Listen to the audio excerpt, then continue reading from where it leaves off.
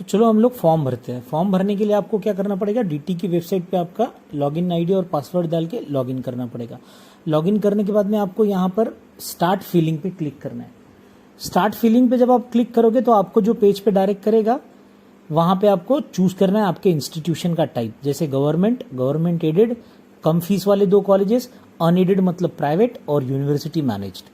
इसमें से आप जब चूज कर लेंगे, उसके नीचे आपको ऑप्शन पूछेगा ऑटोनॉमस, नॉन ऑटोनॉमस और माइनॉरिटी, नॉन माइनॉरिटी। तो आपको अगर ज़्यादा पता नहीं है तो आप सब सिलेक्ट कर सकते हैं, नहीं तो आप क्या गवर्नमेंट और गवर्नमेंट एडेड जो उनकी फीस कम है वो सिलेक्ट कर लिए। ऑटोनॉमस नॉन ऑटोनॉमस क्या है इसके झंझट में ना पड़ते हुए आप दोनों कॉलेज सिलेक्ट कर सकते हो। माइनॉरिटी या नॉन माइनॉरिटी, अब मोस्टली अगर आप माइनॉरिटी कैंडिडेट है तो आप माइनॉरिटी चूज कीजिए, नहीं तो आप नॉन माइनॉरिटी भी चूज कर सकते हो। तो यहाँ पे मैं इस बच्चे के लिए ये सारे ऑप्शन सिलेक्ट कर लेता हूँ। अब ये सारे ऑप्शन सिलेक्ट करने के बाद में मैं मुंबई के बच्चे के लिए फॉर्म भर रहा हूँ, तो मैंने मुंबई रीजन के मुंबई सिटी और मुंबई सबर्बन सिलेक्ट कर लिए।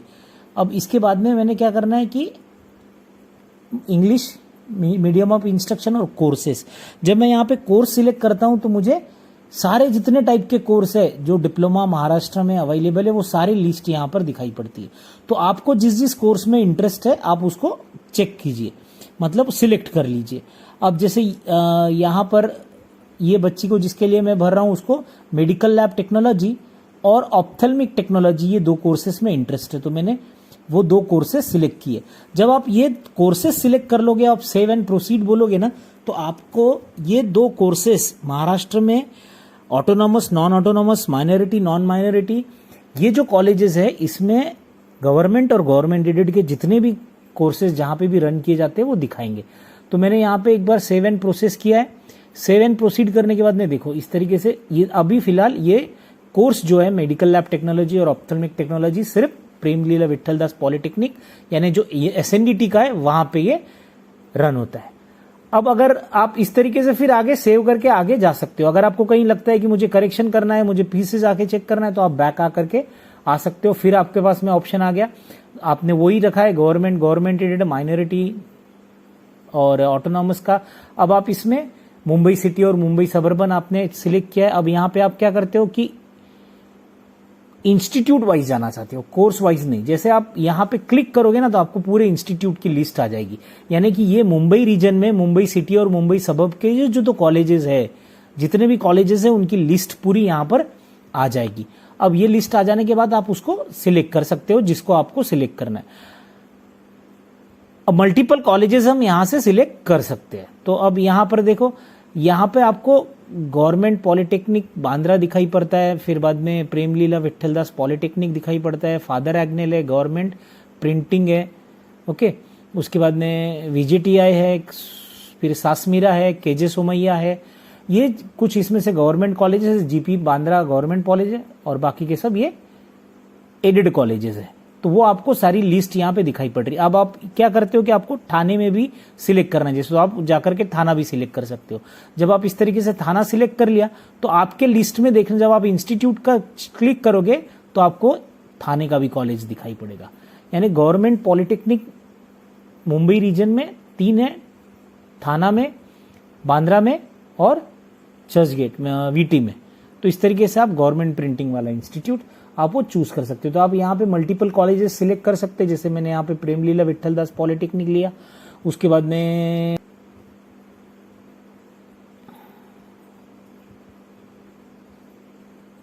केजे सोमैया सिलेक्ट किया, फिर बाद में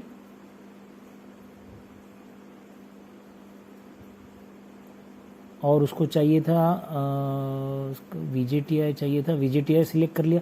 तो इस तरीके से मैंने 3 कॉलेजेस यहाँ पे सिलेक्ट किए। तो आप कितने भी कॉलेज सिलेक्ट कर सकते हो। आप यहाँ पे कट करोगे तो वो चले भी जाता है। फिर आप सेव एंड प्रोसीड करोगे।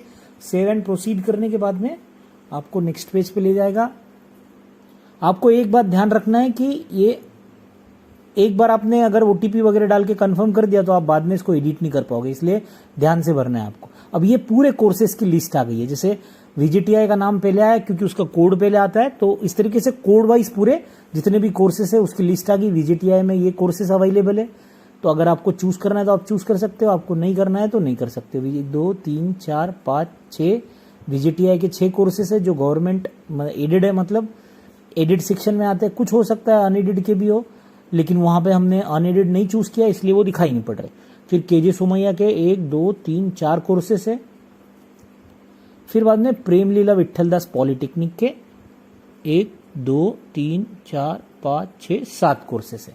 अब इन 7 कोर्सेस में से वो जो कैंडिडेट को जिसमें इंटरेस्ट है, जैसा मैंने बताया था कि उसको मेडिकल लैब टेक्नोलॉजी में इंटरेस्ट था, तो आप इसको चूज कर सकते हैं। यहां पे अभी तक हमने प्रिफरेंसेस नहीं दिए 1 नंबर 2 नंबर कौन सा रहेगा, तो हम यहां पर क्या कर रहे हैं, सिर्फ कॉलेज और उसका कोर्स यही सिलेक्ट कर रहे थे। जैसे उसको इंटरेस्ट था मेडिकल लैब टेक्नोलॉजी में, उसको इंटरेस्ट था ऑप्थेल्मिक टेक्नोलॉजी में, फूड टेक्नोलॉजी में इंटरेस्ट है उसको, तो फूड टेक्नोलॉजी ये 3 साल का कोर्स है, तो यहाँ पे फूड टेक्नोलॉजी मैंने सिलेक्ट कर दिया। फिर आगे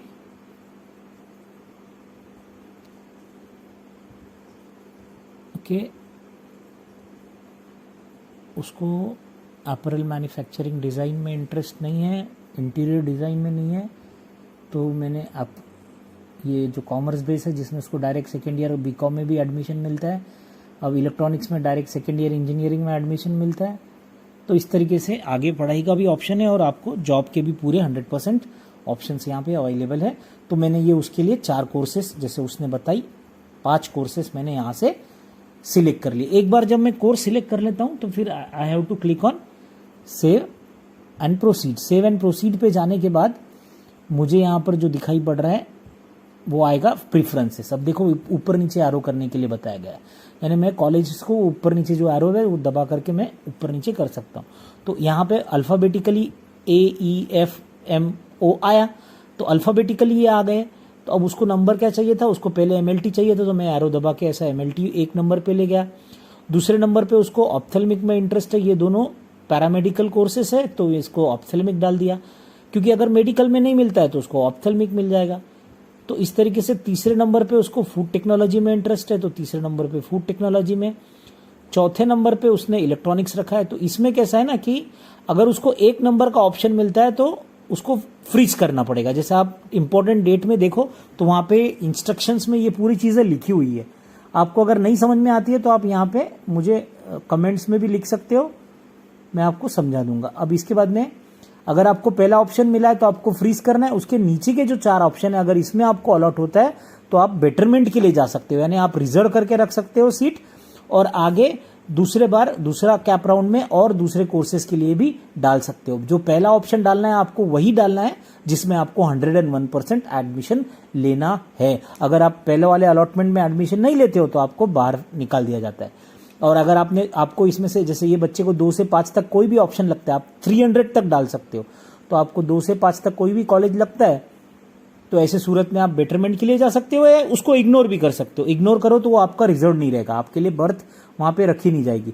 लेकिन अगर आप उसको बेटरमेंट के लिए डालते हो यानी 1000 रुपीज आपको फ्रीज करने के लिए, या तो फिर बेटरमेंट, दोनों केस में आपको कितना 1000 रुपीज भरना पड़ता है, तो आप 1000 रुपीज भर के उसको रिजर्व भी कर सकते हो। तो आप रिजर्व करोगे तो आप जब सेकेंड ऑप्शन भरोगे तो ऑटोमेटिकली आपकी जो रिजर्व ऑप्शन है वो लास्ट में रहेगा, यानी वहां पर भी आप 300 तक ऑप्शन डाल सकते हो, वो लास्ट में रहेगा। अगर आपको इसमें मैं जो बता रहा हूं इन्फॉर्मेशन में कोई डाउट लगता है तो आप इन्फॉर्मेशन ब्रोशर देख सकते हो अपने, जहां से तुमने ये फॉर्म भरा है ना वहां पे इन्फॉर्मेशन ब्रोशर भी है, मराठी और इंग्लिश दोनों भाषा में लिखा हुआ है। आप उसमें से जिसमें कंफर्टेबल है आप ले सकते हो। तो आपने एक बार ये रैंक आपने कंफर्म करना है, आपने सोचा, और आपको वापस चेक कर लीजिए कि आपने जो भरा है। आप अगर नेक्स्ट टाइम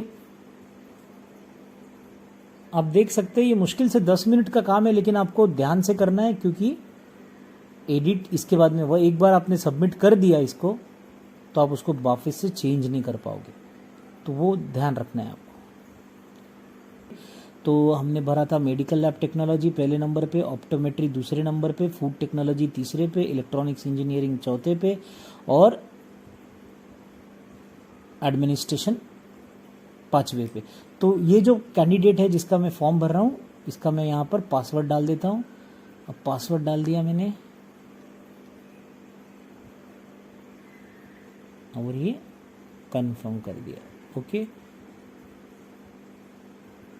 कंफर्म होने के बाद में